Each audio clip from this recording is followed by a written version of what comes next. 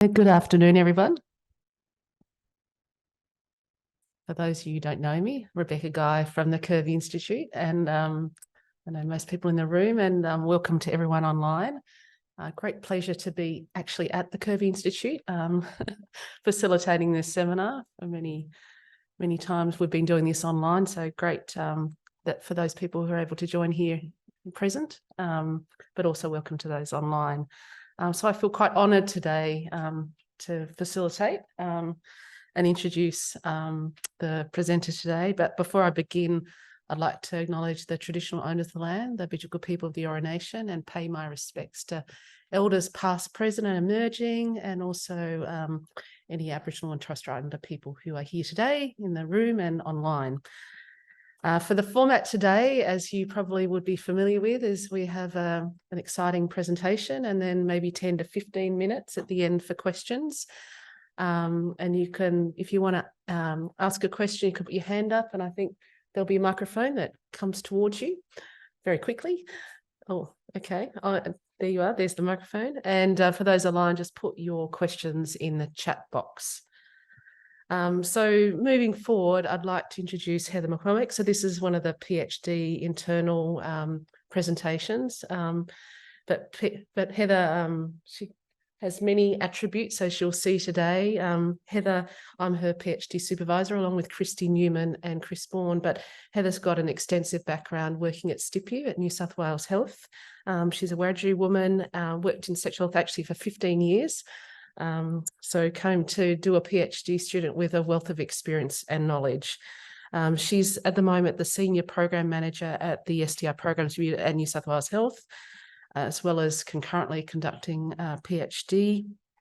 And she's very close to finishing, as you'll see today. So the timing of this presentation is quite important, because if she hadn't done it today, she might be finished tomorrow. So great that could occur. But just to give you a little bit more to know about Heather, her research interests include, I'm reading it here, but I could probably say it off the top of my head, but Heather's done some great work on mixed methods research, which you'll hear about today. She's got a real interest in the social aspects of sexual health. So really bringing towards the epi with the social components of sexual health, really focus on accessibility, access to sexual health, and optimising public health interventions. So a really important topic, really aligns well with the Kirby Institute and our desires and the strategic plan and all the work we do to really make a difference for people in the community, which is the heart of what Heather has been doing over the past number of years, which she'll tell you further about. So with no further ado, I'll introduce Heather, and she'll talk you through the fantastic work that she's been doing over the last couple of years. Okay, hi, I'm Heather. As Beck said, I'm a Wiradjuri woman, and I'm a Senior Program Manager at the STI Programs Unit, and I've also been completing my PhD through the Kirby over the last few years that focuses on STI testing in routine health assessments for Aboriginal and Torres Strait Islander young people, which I'm very, very close to submitting. I'd like to start by acknowledging the traditional owners of the land we're meeting on today, the unceded land of the Bidjigal people, and paying my respects to Bidjigal elders past and present, and I extend those respects to any other Aboriginal and Torres Strait Islander people here today. So today I'm going to talk you through the projects that make up my PhD. So first, I'll give you a little bit of background and context for the work. Then I'll briefly talk you through the first project I completed, which was a qualitative project on STI testing in routine care using data collected as part of BREEZE, which is a New South Wales Ministry of Health funded program that undertakes policy relevant research focused on STIs and bloodborne viruses, which I'm sure you're all familiar with. Then I'm going to talk to you about a quantitative project I completed last year that looked at STI testing within 715 health assessments in Aboriginal community controlled health services, which from here on in, I'm just going to call ARCHIS. And then I'll talk to you about the evaluation that's kind of the core of my PhD program, which examined the effects of a systems change to increase STI testing in an ARCHIS in far western New South Wales. I'll present the evaluation findings, then I'll speak briefly about the co-creation process, and then finally I'll present some concluding remarks on findings from my thesis overall. So I'm talking today about the Medicare Benefits Schedule Item 715 health assessment, which is also sometimes referred to as an adult health check, which some of you may already be across, but I'll give a little background detail anyway, just to make sure we're all on the same page. Medicare Benefits Schedule Item 715 is an annual routine health assessment for Aboriginal and Torres Strait Islander people that has a Medicare rebate and practice level incentives attached that can be delivered in primary care. It's supposed to be a whole of body assessment that includes routine tests like blood pressure and review of any current medications.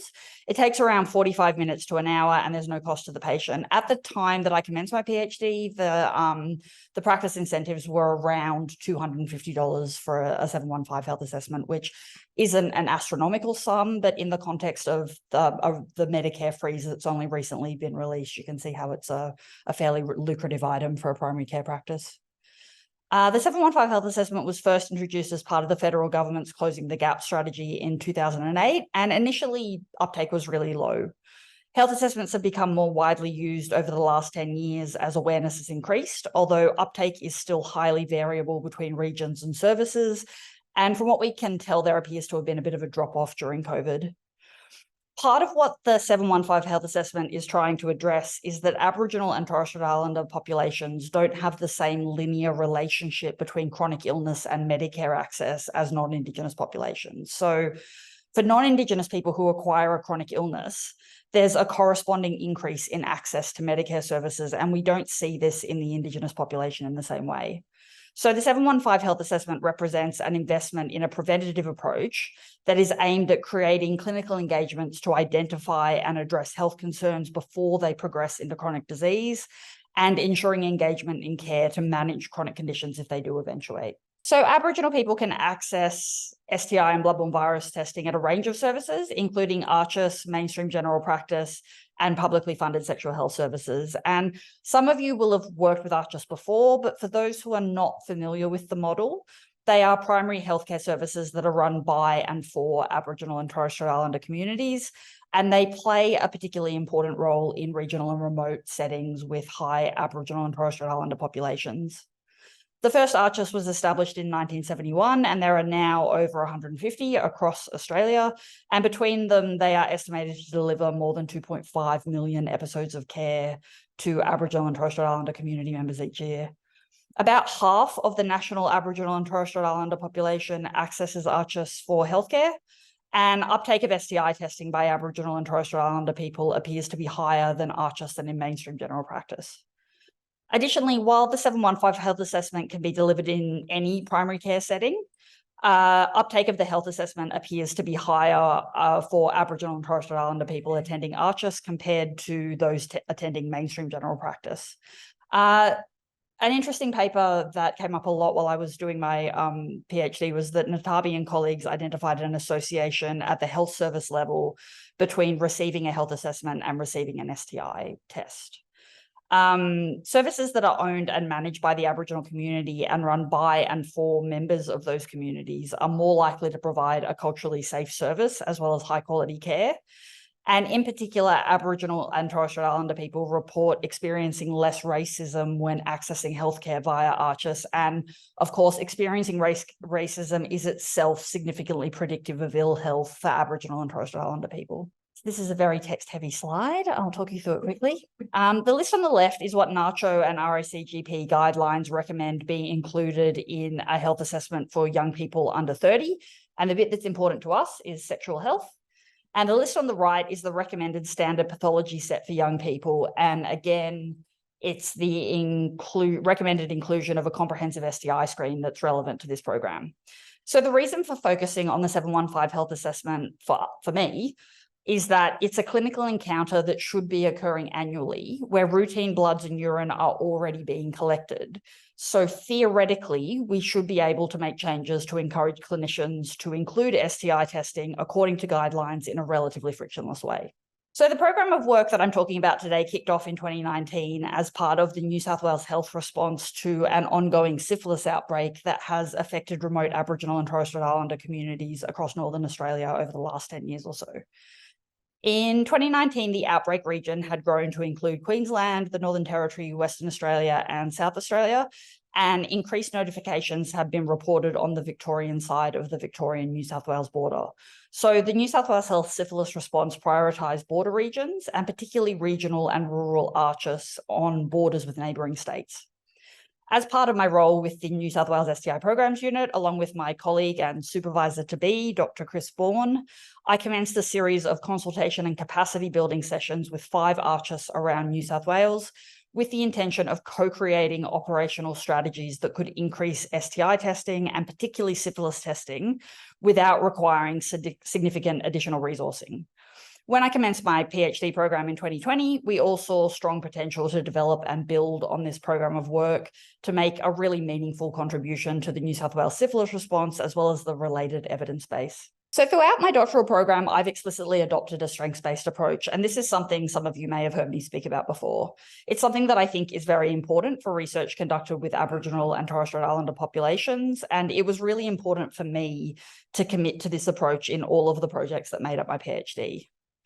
Discussions about Aboriginal and Torres Strait Islander health and about Aboriginal and Torres Strait Islander people in the context of health often use a deficit lens. And by that, I mean they focus really heavily on the negatives. We talk about the gap, and we talk about health disparities, and we talk about Indigenous disadvantage. And research conducted on Aboriginal and Torres Strait Islander populations focuses on the problems within communities.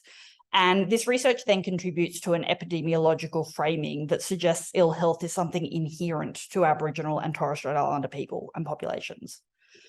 When we focus too hard on disease and disadvantage, we overlook the strengths of people and communities that could be health promoting. And when health promoting strengths within a community are not visible to researchers, they're also made invisible to the policymakers who are using research to inform programs and services, which means that the deficit lens is reinforced in the public health activities that are ostensibly intended to reduce health disparities. So this comes from a resource that I come back to again and again in my attempts to embed a strengths-based approach in my research and practice. And Fogarty and colleagues identified common themes invoked in literature when describing strengths-based approaches to Aboriginal and Torres Strait Islander health, which are on the slide. Adopting a strengths-based approach can challenge deficit narratives and encourage alternative strategies for addressing health issues. And in my work, this has meant consciously focusing study on salutogenic factors or on the origins and enabling of health, basically asking what makes people healthy rather than focusing on disease and risk factors. I've aimed to consciously centre the strengths and assets of the Aboriginal and Torres Strait Islander community and of ARCHIS and ARCHIS staff throughout my work, with the hope of producing more robust and culturally appropriate research. A strengths-based approach to Aboriginal and Torres Strait Islander health is an approach that acknowledges, respects, and embraces the strengths and assets of communities and culture. This is my first project, which I completed in 2021. It was a qualitative analysis of interview data collected as part of a BREEZE policy-funded research project in 2016. As part of that previous project, interviews had been conducted with key informants who were based in one of 6 New South Wales ARCHIS or one of 5 LHDs involved in supporting these ARCHIS, and all key informants were senior staff who had expertise in delivering STI and bloodborne virus programs to their local Aboriginal communities. The objectives of this project were to identify factors that enable successful incorporation of STI testing into routine care for Aboriginal people in New South Wales, and to analyse how staff of local health districts and ARCHIS understand these factors. I undertook a secondary analysis of the existing interview transcripts and completed a strengths-based thematic analysis, which meant actively prioritising strengths and success factors in my coding framework. This is the thematic map I produced from my thematic analysis. I know it's a lot on one slide, but the main bits you need to pay attention to are the 4 large white circles, which are my 4 primary themes. Those are improved patient experience, standardized test sets, the MBS 715 as a best practice lever, and the holism of community control. So embedding STIs into routine care was seen as a way to reduce the shame and embarrassment associated with discussing sexual matters, particularly for young people. Participants frequently suggested linking STI testing to other routine tests which are less stigmatized, such as blood pressure or blood sugar. This quote is one that best summarizes how most participants viewed the idea of STI testing as part of routine care. And this Archer staff member said, it's not, we're picking on you because we think you look a bit dodgy sort of thing. You know what I mean? Thinking you look like you need testing. Getting it so it's a norm. We test everyone just like we'll do your blood pressure and your blood sugar. Then we want to test for STIs because that's a normal thing. Patient concerns about privacy and confidentiality were also mentioned as potential barriers to patients accessing sexual health care. And participants thought these could be also minimized by incorporating sexual health care into general medical consultations. Participants also saw huge potential to capture asymptomatic cases who present to Archers for reasons other than sexual health care. Generally, inclusion of STI tests into routine medical consultations that have been organised for other purposes was viewed by participants as relatively frictionless for patients and leading to much higher testing rates than relying on patients to request an STI test of their own accord. One of the strongest recommendations across the dataset was the use of standardised test sets, inclusive of chlamydia, gonorrhea, syphilis, HIV, and trichomonas where appropriate, offered as part of routine health consultations. This was perceived as an ideal strategy for avoiding the stigma and bias associated with risk-based assessment, while still capturing individuals at higher risk. Participants explained that the terminology used to request sexual health screening varied between clinicians, and pathology requests for STI tests may not include all major STIs unless the specific correct language was used.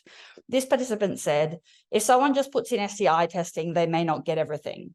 One thing we did, and we've had good success at getting all the tests we need, is completely rewriting and trying to encourage GPs not to use certain naming conventions, but to use the ones we've devised so that we get exactly what we ask for. The use of standardized test sets was suggested to ensure consistency in testing across the service, and particularly standardizing on a systems level via technological solutions such as auto-populating pathology requests via the EMR. Participants specifically recommended incorporating standardized test sets into the 715 health assessment to ensure an annual routine STI screen for all patients. The health assessment was also seen as an optimal entry point to annual STI screening for young patients who may have recently become sexually active but were unlikely to present for the purpose of accessing an STI test. Some participants described the health assessment as an opportunity to incorporate sexual health education and health promotion into routine care alongside STI testing. And this holistic approach, the incorporation of preventative health and health promotion into comprehensive health assessments. This was highlighted by several participants as a strength of the Archer system that was not likely to be provided to young Aboriginal people attending mainstream general practice. Embedding STI testing into routine care via inclusion in the health assessment was viewed as an effective strategy to improve service performance, as this participant explained. It was just a conversation that the nurses and I had because we were looking at our STI screening data and we thought we can do better. And we thought, what sort of activities? How can we do things differently to increase the uptake of screening? And it was obvious to all of us that the best way to do it is when you're doing the Aboriginal health assessment. You make it the norm, start to break down the barriers so it's the norm. In addition to normalising testing and reducing barriers to access for patients, some participants highlighted the potential of the health assessment to normalise testing and reduce barriers to delivery for clinicians who may otherwise be uncomfortable initiating discussions about sexual health with patients. This systemic approach was also raised as central to the success of delivery of holistic care in the context of collaboration between Archer staff from different disciplines. Several participants identified collaboration between doctors, nurses, and Aboriginal health practitioners in the delivery of the health assessment as a common feature of high-performing Archers. Describing one such Archers, this LHD participant said, so like this service has a nurse doing pre-work, passes that on to the GP. There's a clear delineation of what people do and they look at people holistically. People are getting really good overall preventative healthcare and sexual health fits into that. So it's just become such a routine practice in that service. Many participants emphasize the fact that these services don't look at sexual health differently. This position assumed that treating STIs as equivalent to other aspects of routine healthcare contributed to the success of these services. This also allowed staff from different disciplines to work in partnership to deliver best practice, holistic healthcare that was inclusive of routine STI testing. So these were the conclusions of this paper. Senior stakeholders within New South Wales ARCHIS and local health districts strongly recommended incorporating standardised STI test sets into the 715 health assessment as a best practice strategy for integrating STIs into routine care within the ARCHIS setting. And the ARCHIS setting itself was seen as having strengths that could be leveraged to better engage community with sexual health care. Finding support continued work to optimise the health assessment as an optimal level for increasing STI testing among Aboriginal people in New South Wales. So this paper was the first one published from my PhD and it came out last year. Here's a citation and a QR code if you're interested in reading it. Feedback on this paper so far has been really positive. A number of people who work in program roles within government health and ARCHIS have told me that it's been really useful for their work. So that's been really great to hear. So from there, I went into my second project, which was a quantitative analysis of routinely collected medical data on Aboriginal and Torres Strait Islander young people aged 16 to 29 attending ARCHIS nationwide. The data source for this analysis was the Atlas network, which is an STI and bloodborne virus sentinel surveillance network made up of ARCHIS that was established in 2016. In 2020, when we commenced this project, Atlas consisted of 34 ARCHIS from urban, regional and remote areas, clustered in 5 clinical hubs across 4 Australian jurisdictions. Atlas collects de-identified data related to STIs and bloodborne viruses from the EMR of each ARCHIS, and these data are analysed and reported back to each ARCHIS and clinical hub. So the EMR software that most ARCHIS use generally don't have the capacity to extract and analyse population STI and BBV data to a level that allows for proper evaluation and continuous quality improvement programs. So participation in Atlas gives them some really valuable visibility of their own data, as well as allowing the examination of trends and patterns across the network like we've done here for the first time. Something that's really important is that Atlas includes urban and regional ARCHIS, although there is a slight underrepresentation in regional areas. And as you may be aware, most research on STIs and BBVs in Aboriginal and Torres Strait Islander populations is conducted in remote regions. So we really don't know a lot about STIs and bloodborne viruses in non-remote Aboriginal and Torres Strait Islander populations. Atlas provides an opportunity to address this knowledge gap for the first time. So I've shared a citation there where Claire Bradley and the Atlas team discuss the establishment of the network. So if you're interested in knowing more about it, you can check it out. The objectives of this project were to assess what proportion of health assessments conducted in ARCHIS with Aboriginal and Torres Strait Islander people aged 16 to 29 integrate STI testing, and to identify the factors that are associated with integration of STI testing in health assessments. We conducted a cross-sectional analysis of routinely collected EMR data collected from 31 ARCHIS in the Atlas network from 2018 to 2020. We had to exclude a small number because they hadn't been enrolled for the whole study period, so couldn't provide complete data. We used univariate and multivariate logistic regression to identify the correlates of an individual receiving an STI test during a health assessment. And the 4 STIs that we looked at in this analysis were chlamydia, gonorrhea, syphilis, and HIV. And we also looked at demographic factors, including age, sex, remoteness, and CEPHAS score, which is a geographical index representing socioeconomic advantage and disadvantage at a postcode level. So lower means more socioeconomic disadvantage than higher means less. The Australian Institute of Health and Welfare estimate that just under 30% of Aboriginal and Torres Strait Islander young people participate in a health assessment every year. And in this study, we found that around a quarter of health assessments included an STI, a test for any STI. Overall, 20% of health assessments included a test for chlamydia and gonorrhea. These tests are conducted together, as in if you request one, the lab does the other one anyway. So we looked at them as a single variable. And when we broke the data down by remoteness, though, we found that both the proportion of health assessments that included an STI test and the proportion of STI tests within health assessments that were inclusive of syphilis and HIV were higher in very remote regions. So on the chart that's on the screen, the pink represents health assessments where no STI test was done. The red represents health assessments where only a chlamydia and gonorrhea test was done. And the purple indicates health assessments where chlamydia, gonorrhea, syphilis, and HIV tests were done. And you can see here in very remote regions, there's a much smaller number with no STI test included.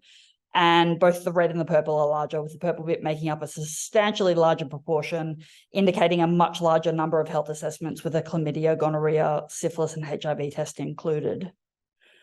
We also found that the inclusion of syphilis testing increased in very remote regions between 2018 and 2019, but we didn't see that change in regional or metropolitan areas. And there's been a lot of investment in health promotion and clinical improvement in remote regions in response to the ongoing syphilis outbreak, such as the Young Deadly Free health promotion campaign and changes to the clinical screening guidelines. So this could reflect that those investments have been effective, but also that they've been appropriately targeted to the areas of greatest need. So things got a little more interesting when we looked only at health assessments that included a chlamydia and gonorrhea test. So on this chart, the orange represents health assessments that only included chlamydia and gonorrhea. The red represents health assessments that included chlamydia and gonorrhea that also included syphilis. And the purple represents health assessments that included chlamydia and gonorrhea that also included HIV. You can see that the purple isn't very big on any of the columns, so that indicates it wasn't very common for an HIV test to be included without a syphilis test also being included. The light blue represents health assessments that included chlamydia and gonorrhea that also included both syphilis and HIV. Comprehensiveness was higher in men than women, and comprehensive testing was also highest in very remote regions, where 81% included syphilis and 59% included both syphilis and HIV. But even in the metro regions, which consistently didn't perform as strongly, 57% of people who received a chlamydia and gonorrhea test as part of a health assessment also received tests for syphilis and HIV. So this is an important finding because it tells us that when STI testing is being conducted as part of a health assessment, it's mostly being done properly. The univariate analysis, having an STI test conducted as part of a health assessment was associated with remoteness, older age within the 16 to 29 year age range, and living in areas with CEFA index 3 or higher. And in the multivariate analysis, all variables remained statistically significant and had similar strengths. What we found really interesting was that there was no association for patient sex, meaning that being male or female made no difference to the likelihood of receiving an STI test as part of a health assessment. Previous research has consistently found that young Aboriginal and Torres Strait Islander women are more likely to access STI testing than young Aboriginal and Torres Strait Islander men. So this is an important finding because it suggests that in the context of the health assessment, there is gender parity in STI testing. So conclusions for this one. While fewer than a quarter of total health assessments included an STI test, this was in part attributable to low uptake in metropolitan areas, as a considerably higher proportion included an STI test in very remote regions where the highest STI notification rates have historically been recorded. Of health assessments that included a chlamydia and gonorrhea test, 57% included syphilis and HIV tests, suggesting that when STI testing is conducted as part of the health assessment, it is more likely to be comprehensive than not. In very remote regions, 81% of health assessments that included a chlamydia and gonorrhea test also included a syphilis test. And as I mentioned on the previous slide, we observed gender parity in STI testing in this context for the first time. This paper was published earlier this year, and I've included a citation and a QR code for you to read it, should you wish. So this third project is the core of my PhD. It grew out of the work that I conducted in my role with the STI Programs Unit as part of the New South Wales syphilis response. It's a mixed methods evaluation of a multifaceted systems change implemented at an ARCHIS in far western New South Wales in 2019. And I've completed 2 papers from this project, which have both been accepted for publication. Our first objective was to determine if the systems change increased integration of STI testing into health assessments. And within this objective, we were particularly interested in syphilis testing. Our second objective was to assess the acceptability and normalization of the systems change among staff of the ARCHIS. We conducted a mixed methods evaluation using an explanatory sequential design. So this means that the quantitative data was collected first and analysed first, and this analysis then informed the collection and analysis of the qualitative data to further explore potential explanations for the quantitative findings. The overall study design was before and after with an internal control. We used interrupted time series regression to estimate change over time in our primary outcome, which was the proportion of health assessments that included an STI test. And then we ran the same analysis on our control outcome, which was the proportion of health assessments that included a glucose test. The glucose test was selected as it's a recommended inclusion of a health assessment that wouldn't have been affected by the changes that we made. The qualitative component consisted of interviews with ARCHES staff with data collection and analysis informed by normalization process theory. So cool, but let's take a step back for a minute. What systems change are we talking about? It was the outcome of a strengths-based co-creation workshop that we ran with staff of the ARCHES in Western New South Wales during the capacity building site visits that I mentioned at the beginning of this seminar. I'll talk a little bit more about the co-creation process after I've gone through the evaluation findings. The systems change developed by staff during the co-creation workshop had 4 components.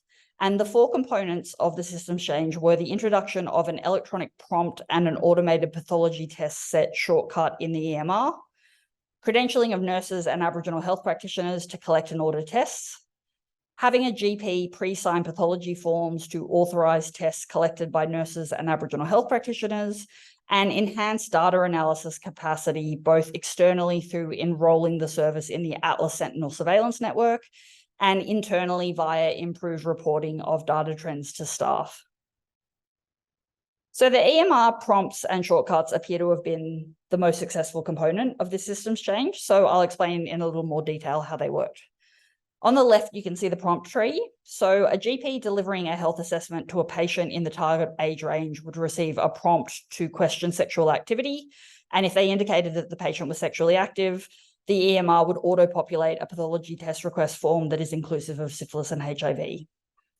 On the right, you can see the automated pathology test set shortcut, which again auto-populates a pathology test request form that is inclusive of syphilis and HIV. So this means that instead of having to manually write out the request and remember to include syphilis and HIV, the clinician only has to click one button to request a comprehensive STI test. Both of these tools are about making it as easy as possible for clinicians to request comprehensive STI screens. They don't need to remember to write it in. They don't need to know what the notation for the lab is. They just need to indicate that the person requires an STI test and the rest is all done for them. The credentialing and the pre-signed pathology forms aim to increase STI testing outside the health assessments. And the rationale here was that nurses and Aboriginal health practitioners would be trained to request tests in clinical interactions that didn't involve a GP. And the pre-signed pathology forms would allow these tests to attract a Medicare rebate using the GP's provider number. So here's some of the quantitative findings from the evaluation. This is an interrupted time series analysis, which looks at the proportion of health assessments that included any STI test for all Aboriginal patients aged 15 to 29 over the 2 years prior to the systems change and 1 year after. So you can see here a big jump in the solid line where it meets the dotted line, which is where we introduce the systems change. And that represents a significant and sustained increase in integration of STI tests in the health assessment following the implementation of the systems change. And here you can see this is the coefficient and p-value, and you can see that the p-value was statistically significant. We conducted the interrupted time series analysis for men and women separately, and here are the results for men. Again, you can see the immediate increase in the proportion of health assessments that included an STI test. And again, you can see here that the results were statistically significant. These are the results of the interrupted time series analysis for women, showing a smaller increase here, but still statistically significant. And I'll briefly mention some additional results that I haven't included on the slides. A secondary outcome of our analysis was comprehensiveness of STI tests conducted in health assessments. So looking at the proportion of health assessments inclusive of a chlamydia and gonorrhea test that also included a syphilis test.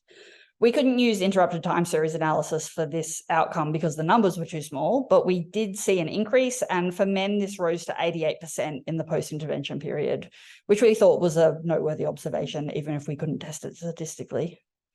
We also looked at STI testing overall, so the proportion of patients who received any STI test, whether it was part of a health assessment or not.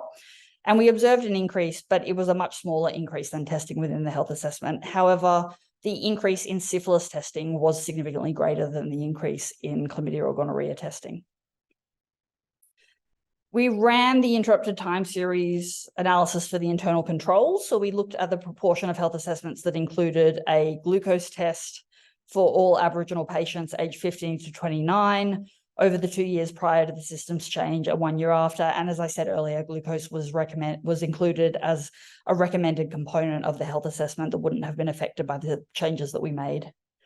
This slide shows no significant change to random glucose following the implementation of the changes. No change here. And if you look at the p-value, it's much higher than 0.05 and not statistically significant. We then ran the interrupted time series analysis for the control outcome for men and women separately. These are the results for men, and there was no significant change for either. These are the results of the interrupted time series analysis of the control outcome for women. And while it looks like there was a declining trend for women following the intervention, it wasn't statistically significant. So the substantial increase that we saw in our primary outcome, we haven't seen that in our control outcome. And in fact, there's been no significant change to the control outcome at all. So this means we can be reasonably sure that the substantial increase in the primary outcome was a result of the systems change. As well as the statistical analysis, we did some interviews with staff of the ARCHIS. All participants perceived leads and champions to be really important in moving the initiative forward, and this was particularly the case for the EMR prompts and shortcuts. These had been suggested during the consultation workshop as having potential to minimise provider end barriers to increasing comprehensive STI testing, which is a gentle way of saying that they made it less likely for clinicians to decide not to include tests that they should be including. Strong leadership encouraged early uptake of the prompt and automated test set among the GP workforce, but the potential here was limited by the EMR requiring separate setup for each individual GP. So the prompt and shortcut had to be manually added for each individual GP on each computer they used. This meant that the departure of a key GP champion led to this action being deprioritized among some newer GPs, and it was sustained primarily among GPs who had been present prior to the co-design workshop and only implemented ad hoc for newer GPs who joined the service after the champion left. I've just added one quote here from the qualitative data, and this participant said, "Putting the prompt there, it's easier to one-click for the GPs to select it, and we will get all the tests we need and make sure that it gets reported correctly from the path lab." So yeah, I think that's worthwhile. The credentialing of nurses and Aboriginal health practitioners and the pre-signed pathology forms had been proposed in the consultation workshop as two independent components of the systems change, but interview participants considered them to be really strongly interlinked. All participants reported strong support for the credentialing component, but the pathology forms appeared to be met with much greater resistance. The pre-signed pathology forms were successfully implemented in the antenatal setting due to a strong GP champion, but were not successfully implemented in the rest of the service. A lack of GP commitment to the pre-signed pathology forms also prevented effective implementation of the credentialing component because nurses who had completed credentialing couldn't administer and order tests without pre-signed forms. This was really interesting to us as the staff who had participated in the original consultation workshop had perceived the pre-signed pathology forms to be a really easy win. But in practice, they proved quite prickly and difficult to normalise into routine practice. The data component was perceived as acceptable, successful, and participants felt it had really only fallen down due to COVID. However, participants who were GPs or managers had a much greater awareness of the changes that had been made to data reporting processes than participants who were nurses or Aboriginal health practitioners. All participants saw benefits to revisiting how the service uses data in a post-COVID context. And while the nurses and Aboriginal health practitioners didn't have strong awareness of the specifics of this component of the systems change, they did strongly feel that there would be benefit in improving communication of data trends to frontline staff. So I've included two quotes from the qualitative data on this slide that I think show the support among the ARCHIS staff for the use of the 715 health assessment as a lever to increase testing and the broader impact they saw this change as having on the service and workforce. The first quote from a GP says, "If we've got good, quality, well-trained health workers, I think that's a really big plus and a really good way for it to go forward because it doesn't depend on the GP who might be a locum for 2 weeks. It depends on that health worker going, part of our 715 health assessment is that we always do this comprehensive STI screen." This quote demonstrates that the staff did not always expect champions to be senior clinicians or managers. They saw the standardization of the 715 health assessment as providing systemic support for Aboriginal health practitioners to champion inclusion of routine testing to GPs who may otherwise use their discretion to not include it. The second quote from a manager says, previously, it was an individual clinician who may or may not have decided that this patient should be tested. Like there was no organizational-wide policy or that there was no organizational-wide expectation that clinicians would be doing that. Our 715 health assessments were changed to include the sexual health testing for people in the targeted age range. So that lifted sexual health screening from sort of some nebulous thing that people may or may not do to something that was very much at the forefront and was discussed at clinical meetings. It really gained a life of its own, which it never had previously. This quote reflects that staff perceive the changes to the 715 health assessment as having much broader impact on clinic priorities and workplace culture around sexual health, creating an organizational norm. So as I said, I've had 2 papers from this third study accepted for publication, and the first reports on the evaluation findings that I've just talked you through, but the second is something a little bit different. It's a reflection on the methods I used during the design, implementation, and evaluation of the systems change, and on the key learnings that I took away from that process. And I say here, I'm not going to go into too much detail, but then I've got a whole bunch of text. So I'm not going to go into too much detail about that paper specifically, but I want to touch briefly on the co-creation process that we used to develop the systems change. So the 4-part systems change was designed in 2019 at a workshop facilitated by myself and Dr. Chris Bourne with staff champions from the ARCHES. We recognise that ARCHES staff are the experts in the local context of their service and that they were much better positioned to identify what was working well and what could be made to work better than we were. It was important that we understood the cultural context we were working in and spent time building positive relationships with the ARCHES to keep the core principles of community control and collaboration at the heart of the work that we were doing. When I was reflecting on the co-creation process when I was writing up the analysis, I identified 3 key facilitators of co-creation, and these included building on existing strengths, reorienting work processes or working differently rather than increasing workload, and enabling design to be driven by the workforce instead of imposed from above. A strengths-based approach had been central to the design of the program from the very beginning, and my notes from the co-creation workshop reflect that the concept of building on existing strengths was very front of mind to participants. The focus on reorienting work processes without requiring additional staffing or budgetary resources was essential, as an increase in resourcing wasn't within scope of what we could offer the ARCHES.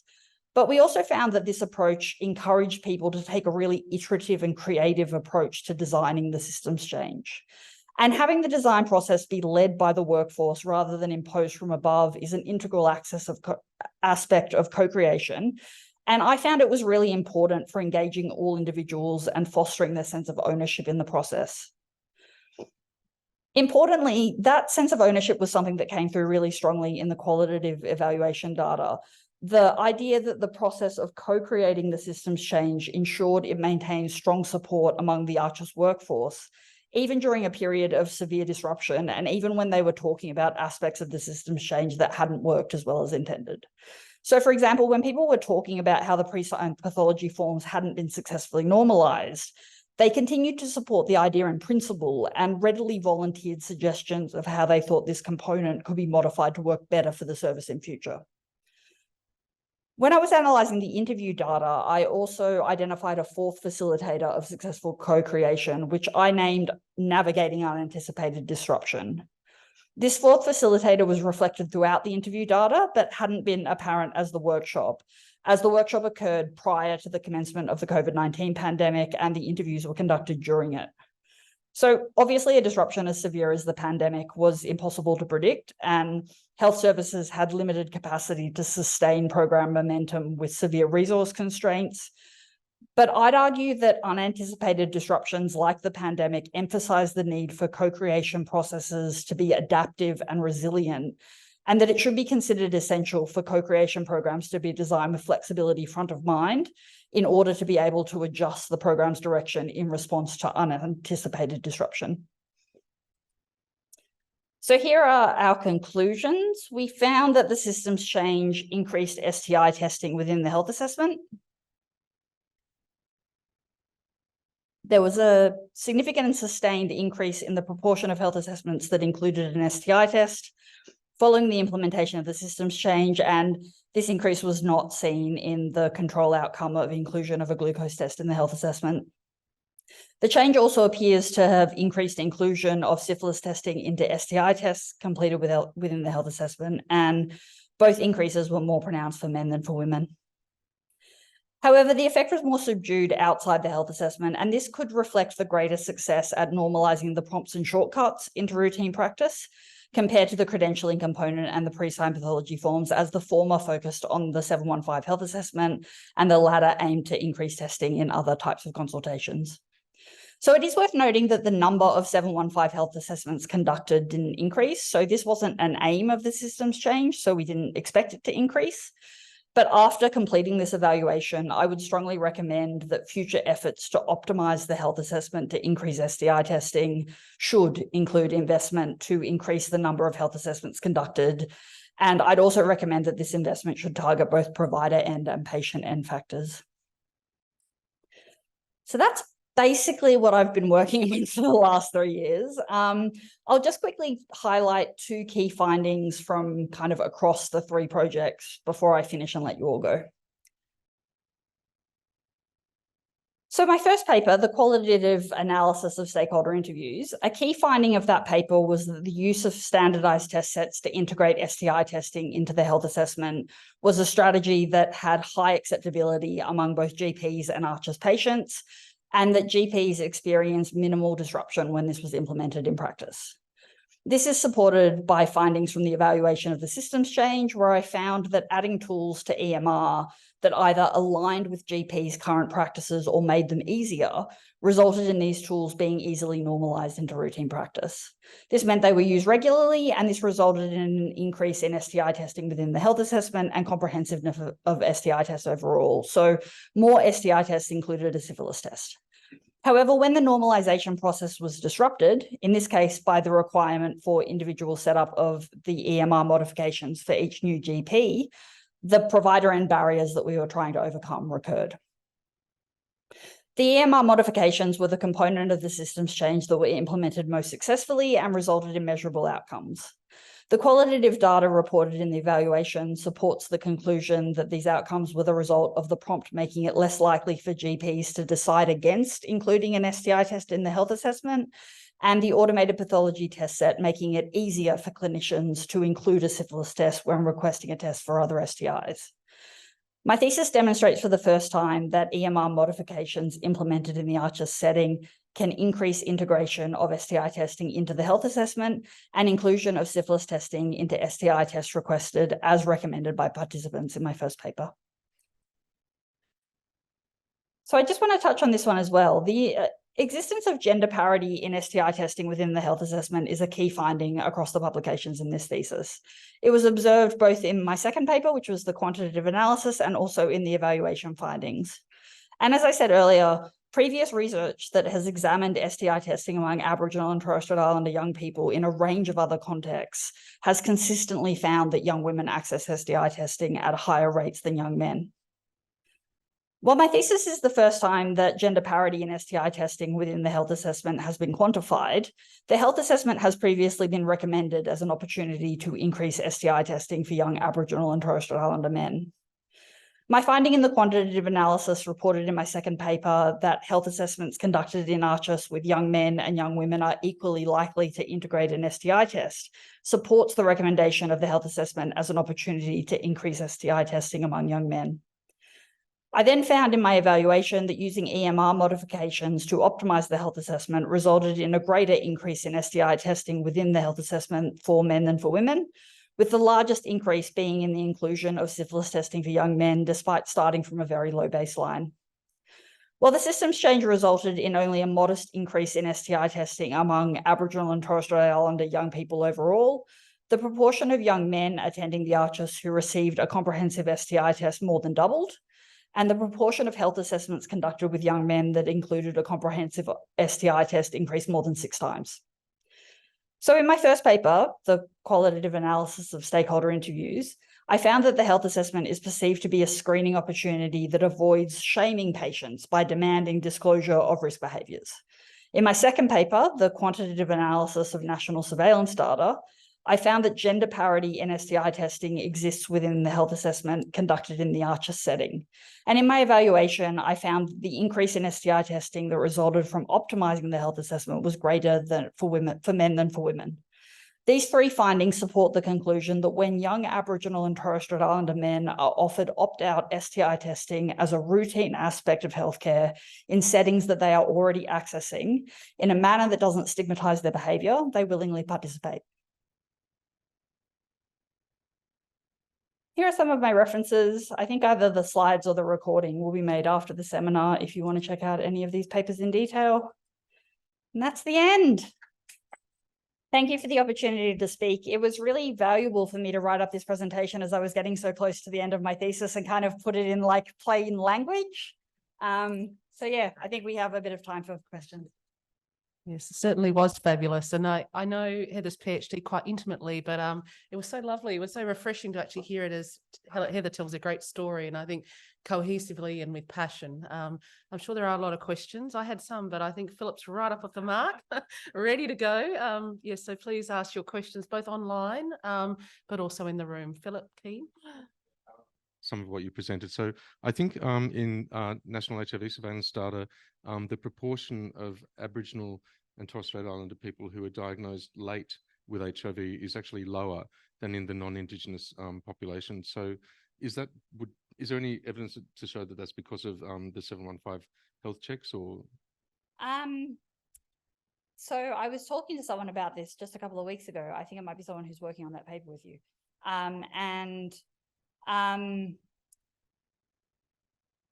I did a sub-analysis that I presented at the International AIDS Conference, and the correlates of including a HIV test in the health assessment are slightly different than the ones for including an STI test more generally.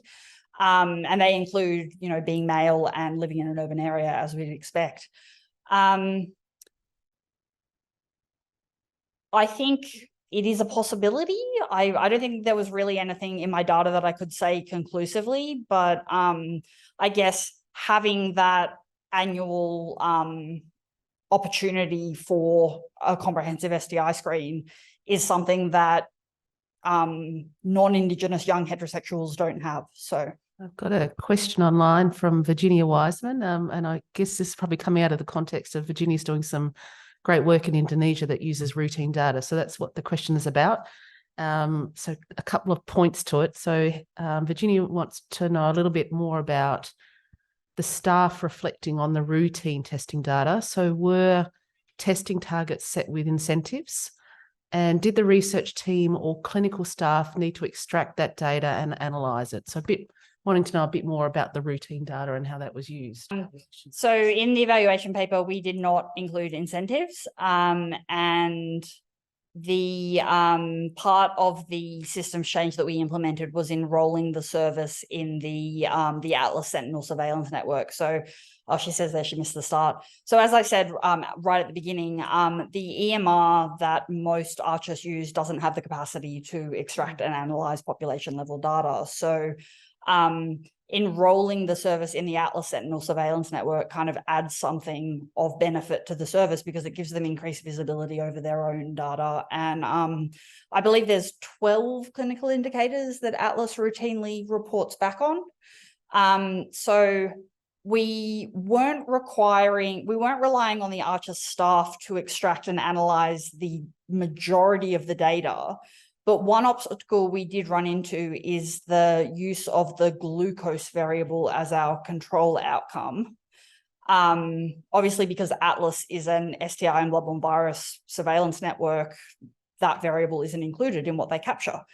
So we were relying on the internal capacity of the ARCHES staff to extract the data for us to analyze the glucose variable. And I did note in the paper when I was writing it up that is something that it's not reasonable to expect there will be capacity for in every ARCHES. So we were quite lucky that the archers we were working with did have an in-house statistician. Maybe a question from me, Heather. So What are you asking questions for? You've been there the whole time. because that's what the chair does, unless there's others in the room. And I know part of the answer to this, but I'm interested to hear your view. So you presented on a successful project in one, ACHIS. So obviously there's great need across Australia. What do you think of the next steps? Yeah. So the project that when we did the initial site visits in 2019, obviously something happened in 2020, didn't it? So those site visits were temporarily put on hold during the height of the COVID pandemic.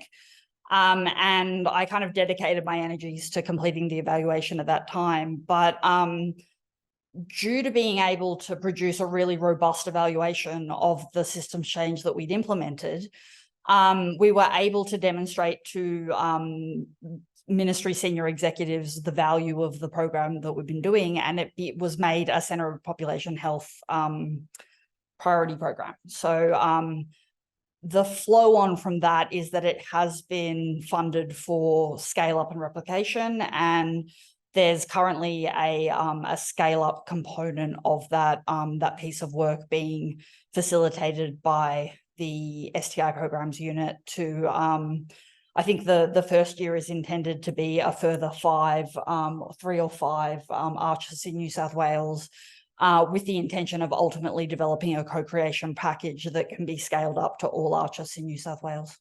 That's an ideal PhD, right? Do your research and it's taken up immediately by government and scaled up. So unless there's any questions, I'll probably conclude the seminar and just thank Heather again. A fabulous presentation, and it's been a great honour being your supervisor, Heather, over the last 3 years. I was trying to work out whether it was 2 3/4 or 3 years. But as you heard today, Heather's really put her heart and soul into this PhD. You could tell by the way she described it and her thought processes and articulation of those were just incredible. So I think we've been lucky at the Kirby Institute to have Heather decide to take up a PhD and bring forward her New South Wales STIPU experience into a PhD as well. And we wish you the best, Heather, going forward with whatever you choose to do. And we hope you stay very strongly connected with the Kirby Institute. Thank you.